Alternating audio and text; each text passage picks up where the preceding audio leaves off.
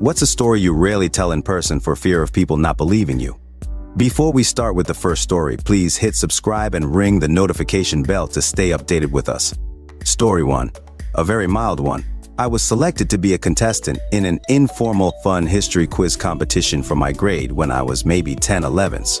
My parents were helping me prep, and my dad randomly jokes, "Well, if they ask you what two main languages they speak in Canada, it's French and English." I don't remember what prompted that. Maybe he was talking about the time he traveled to Canada. But I was just like, lol, okay dad, I'm sure they'll ask me that.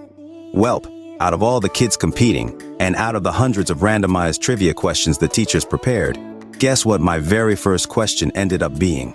To this day, my dad still doesn't believe me, lol. Story 2. My dad planned to my mom and I. Shortly after my parents divorced, my dad started leaving weird, threatening messages on the answering machine, writing us enough letters I'm convinced he could have single-handedly saved the post office, and eventually escalated to following us places and lurking around our home. A few months later, we found out from his landlord and our family friend that they'd received some complaints from neighbors about loud noise at odd hours that sounded like construction. So the landlord went over to check it out and entered the house when my dad was not home to find that he had ripped up a 12x 12-foot chunk of the living room floor and dug what appeared to be two graves. We went to the police with the landlord, who were able to investigate and figure out that he had a detailed plan for how he was going to kill us both and put us under the floor of his rental house. He did go to jail, but only served half of his sentence, and now lives in Colorado and remarried. I think about that poor woman he remarried a lot. I hope she's okay. Story 3. I went to elementary school with a kid who was eaten by hyenas. I'm from the US, so no one I tell believes me until I provide links to the local news articles. His parents were divorced, and dad wanted to be the cool parent, so he took the boy and his brother on an African safari trip. I can't remember if he didn't properly zip his tent or if he got attacked walking away from camp to use the bathroom at night, but he was and eaten by hyenas. Kid was only 10 years old. Dad tried to sue the tourist safari vacation company and mom tried to sue dad, but neither one of them won in court. The elementary school set up a memorial scholarship and planted a tree with a little plaque next to it in his memory. Story 4. I just don't bother telling anyone about the time I got mugged at gunpoint and dragged to several ATMs and made to take out money. My family, the cops, my friends, none of them believed me, or if they did, they said it was my fault because I was drunk.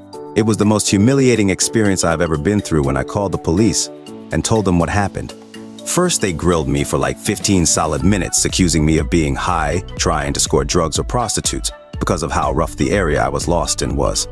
Then they transitioned to calling me retarded for giving the people my money when they realized I was telling the truth. I just can't take the interrogation about how I am making it up for sympathy or let it happen to me anymore, so I keep it to myself. Story 5. I grew up in the charismatic Pentecostal church, and I've seen exorcisms. The people were growling, screaming, and sometimes tried to attack the deliverance minister. Just like in horror movies. Looking back, I think it was people who were mentally ill, or power of suggestion, or maybe some of them were faking for drama. I've had exorcisms done on me. They thought my depression and ADHD were caused by demons. They went through all the prayers and told Satan to leave in the name of Jesus and put anointing oil on my forehead and all that. But nothing happened, of course. They always had some excuse for why Satan didn't come out. Later I found out demons really hate Lexapro and Adderall. Story 6. That I saw my house burn down in my dreams right before my house actually did burn down. Strangest thing, for like 6 months I kept having the same recurring dream of opening my bedroom door to our downstairs being engulfed by smoke and flames. And then one night in the middle of April, I was up studying for exams, and my family was packed up to travel to see family for Easter weekend. I had chosen to stay home to have some quiet time to work. Our house decided to catch fire. What happened in my dream happened also in real life, down to my dad getting injured, to how the black smoke looked against the sky. It was so surreal that my mind couldn't really process this wasn't the dream for a good couple days. Everyone made it out safely. But then it got stranger when I was telling my dad about this, and turns out he had had similar premonitions and would wake up every night at the exact same time of the fire. The only reason any of us survived that night was because he happened to wake up to the smell of wood burning. After the fire, they had apparently stopped, but then it turns out my sister was having fire dreams as well. To be honest, it felt like something greater was at play in preparing us for the fire. It's hard to explain, but those dreams genuinely did help save our lives. We never learned what caused the fire, but based on our own personal accounts of that night, it seems like it may have sparked in two different spots. Story 7. Several years ago when I lived in another apartment complex, there was a person that would loudly sing this gospel, song directly in front of my bedroom window at about 5 a.m. several times a month. My boyfriend and I lived towards the back of the complex, not exactly close to the parking area or any common areas or anything. I was really weirded out by it since it seemed like this person must have been standing right outside my window, but every time I looked, I didn't see anyone. Somehow it never woke my boyfriend up. He insisted it was someone's radio. I'm positive it was not, and I'm positive I didn't dream it or anything. It still kinda creeps me out to this day, even though we have since moved. Story 8. I never tell this story because of the nature of what happened, and also because no one will believe me, but I'll tell the strangers on Reddit. I found out my husband was cheating on me through a random dream. Yes, I never had dreams so specific, and I had no legitimate reason to ever doubt him. This was 5 years ago, and we have worked hard to move on since then. But in my dream, I saw that he had been sexting a girl from his grad school. It was such a vivid dream, so when I woke up, I decided to ask him if I could see his phone. We were close, so I thought he wouldn't mind. He got so weirded out and defensive and wouldn't let me. He couldn't make eye contact and legit stood up and started walking around. Started gaslighting me by saying I'm psychotic for asking to see his phone. Then, he ran into the bathroom and locked himself there for half an hour. While his dumb ass was in the bathroom, I just went to his laptop. I signed in, and went through his messages. Lo and behold, not only was it sexting, he was paying a girl that we know for nudes. It wasn't a chick from grad school, so I was off about that. Anyway, I'm sure you can see why I don't tell the problem this. Story 9. Well, when I was about 8 or 9 years old, I used to get bad earaches. When I would get them, my mom would put drops in my ears with cotton balls and let me sleep on the couch downstairs in the living room. I don't know why I slept down there, but she thought it might help or something. Anyways, one night during one of these earaches, I was semi-awake and was looking at one of my mom's old antique lamps she had on a side table. As I was watching it through my pane, I saw it slowly float up and begin to move across the living room into the dining room. I, of course, was so scared as to why a lamp would be floating, I quickly put my head under the blankets, shut my eyes, and prayed for sleep. I remember being so scared, finally drifted off to sleep, and morning came. I was awoken by my mother asking me why I moved the big heavy lamp from the living room end table to the dining room table. I was so freaked I didn't tell her for a week, and of course she never believed me. Story 10. I used to work at Walgreens in a very random suburb when I was a junior in high school. It was a random weekday and we were really slow, so my coworker was taking a smoke break and my manager was in the office. I was at the front register. The actor who plays a side character, brother of the main character of a very popular Disney Channel show, walked in.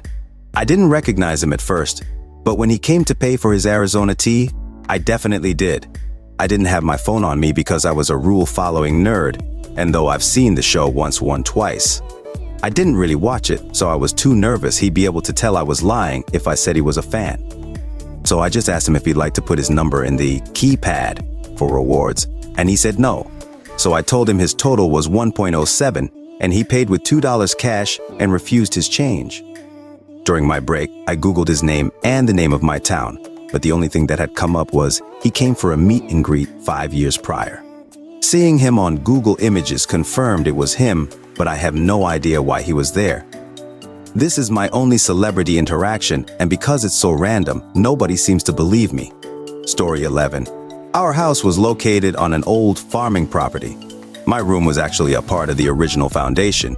It had a large, about 5-foot, west-facing window that looked out onto our driveway. The only light source we had was a tall pole light, pretty common on farms. Other than that, it was just the moon and stars, which I had a great view of from my window. Against the north wall, to the right of the window, was my bed. So one night, during summer, I woke up standing about 3 feet from the middle of my window, staring up at the sky. Now, I'm not a sleepwalker. I've never suffered from night terrors, so waking up standing was a shock in and of itself. But I had this overwhelming feeling that I was watching something. There was nothing there. The sky was normal, the driveway was empty, No rain or heavy winds that would have otherwise provoked me. It was weird, but I shrugged it off and climbed back into bed and went to sleep. The next morning I woke up as usual and got ready, still thinking about how weird it had been to wake up at the window. As I was getting dressed, I brushed my arm. Above my elbow, on the back of my arm was a pattern of raised bumps. The surface area was large, slightly bigger than a toonie, and was made up of small, equally spaced bumps, about the size of small mosquito bites, with one lone bump in the middle. They lasted for 3 days, eventually receding. I never told or asked anyone about it. Guess it was one of those weirded out kid things. I made sure that I wouldn't forget it. I've tried to look up the pattern, but have never been successful. Nothing similar ever happened again. Story 12. My mom, sister, and I had gone shopping and we were on the expressway on our way home. There was a bit of traffic because it was the weekend. I was in the back seat of our van while mom drove and sister sat up front. There was a vehicle in front of us that was towing a flat trailer. All of a sudden, a tire pops off and it is coming at us right down the middle of the lane. I saw it all in slow motion that my mom and sister would be hurt from all of the glass. But then something just flung the tire about 10 to 15 feet to the side. At first the tire was bouncing and was up high, and it was going to hit, and it's like a strong, Thor-like spirit just threw it out of the way, just in time. None of us had any explanation. It wasn't windy, the tire was directly headed for us, then, boom, it's not. It was crazy, and I still can't explain it without some spiritual side to it. Story 13.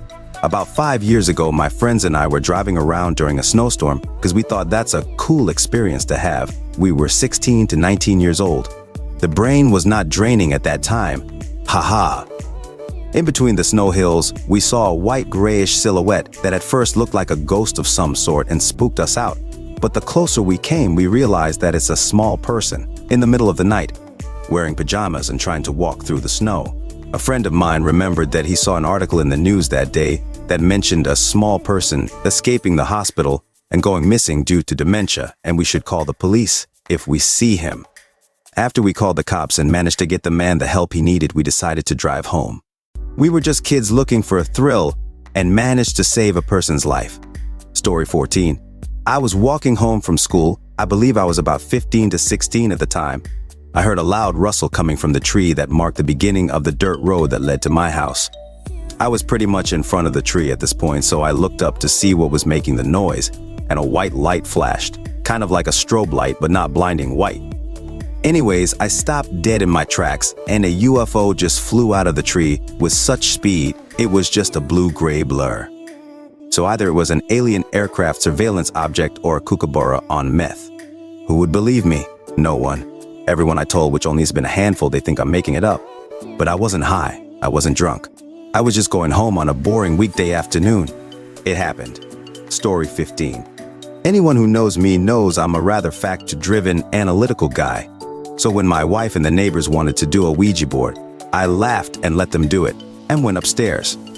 5 minutes later, my wife comes to get me and says, "Hey babe, your brother is coming through.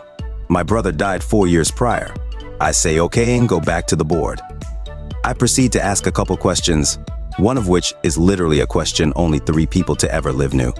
My brother, me, and his best friend, who isn't there. The first 3 letters of the password he last used when he passed away were spelled out.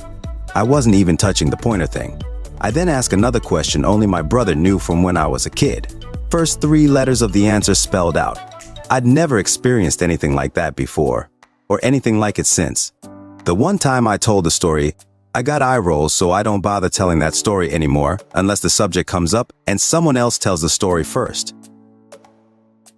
Alright folks, that's a wrap. If you like more of this, please hit the thumbs up and subscribe to the channel. You can also share your thoughts in the comment below. I'll see you in the next video.